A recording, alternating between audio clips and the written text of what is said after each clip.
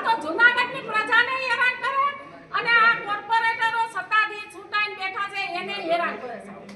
એનું ન કરવું આજના બોર્ડમાં મુદ્દા એના મુદ્દા હતા બધાય અમારા બધાય મુદ્દા પરફેક્ટ હતા એનો જવાબ દેવો પડે એટલે આ કર્યું બધું અને એનો આ પાપનો ઘણો બધો મીડિયા મારફત પત્રકારમાં એટલે ન્યૂઝને ને પત્રકારોને ધમકાવ્યા લોકોએ એટલે તમે બાયણે નીકળો એટલે અમારું આ કઈ સતું ન થાય. આ નવા કાયદા કોના અમલમાં લઈ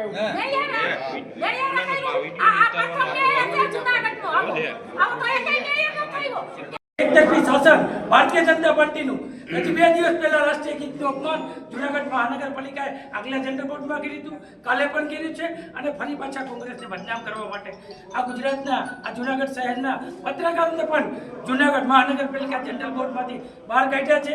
અમે બધા એના વિરોધમાં જનરલ બોર્ડની અવગણના કરીને બહાર નીકળી ગયા છીએ અને જ્યાં સુધી આ પત્રકારોને સામે ભારતીય જનતા પાર્ટીના અધ્યક્ષ મહેશશ્રી માફી નહીં માંગે ત્યાં સુધી અમે જનરલ બોર્ડમાં નહીં જઈએ. ભાઈ જેમ હાલે એમ હાલવા દો ને તમે બેહો જાઓ. ના જેમ હાલે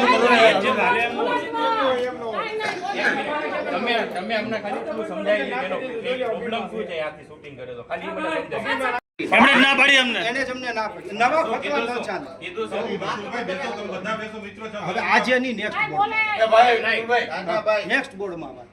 ના આમાં તો અમે ક્યાં ડિસ્ટર્બ કર્યું? અમે વાત એમ નહીં પણ આવો નવો નિયમ ધર્મેશભાઈ આનો મતલબ શું? પણ એમને આનો મતલબ શું?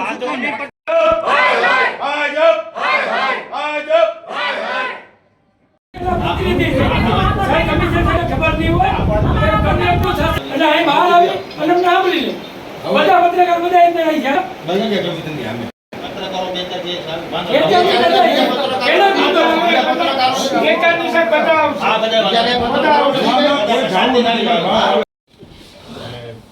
જોઈશું કારણ કે દરેક આપણી પાસે ઘણા બધા કોર્પોરેશન્સ છે એમાં શું પ્રક્રિયા ચાલે છે એનું નિરીક્ષણ કરીએ અને પછી આગળ બોર્ડ આપણે નવું જોશે. જનરલ બોર્ડની તારીખ પાછું બોલાવું છું. ચાલો ભાઈ. હા તો સાહેબ અમારી ગેરહાજરી કમિશનર સાહેબ તમે આ હોદ્દા ઉપર બેઠા છો. આ બોર્ડ છે એ લોકોના હિત માટે જૂનાગઢના શહેરના વિકાસ માટેનું બોર્ડ હોય એના અમે કોર્પોરેટર છે. અમારી પ્રશ્નોત્તરી હતી બધું સાંભળવું પડે એટલે એને કહ્યું. તમે આપો નિયમાનુસાર સાહેબ નિયમાનુસાર તમે સરકારી કોર્ટમાં તમે એવું હોય તો સેક્રેટરીએટ જ સાંભળો ભાઈ વિનોદભાઈ વિરોધ પક્ષને ઉગાડી સાંભળો અત્યાર સુધી પત્રકારોને